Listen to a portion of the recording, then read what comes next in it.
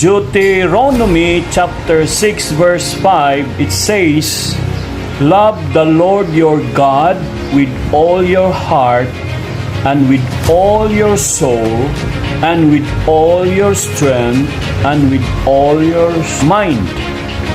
Ibig sabihin, kailangan po natin na mahalin ang Diyos na walang pakundangan. Ang lahat ng ating buhay, lahat ng ating pagkatao ay para lamang sa Kanya.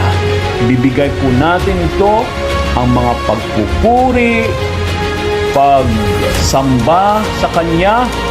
Ito'y isang paalaala na wala po tayong ibang mapupuntahan kundi Siya lamang, sapagkat alam natin Siya ang ating buhay. Siya ang source ng ating buhay.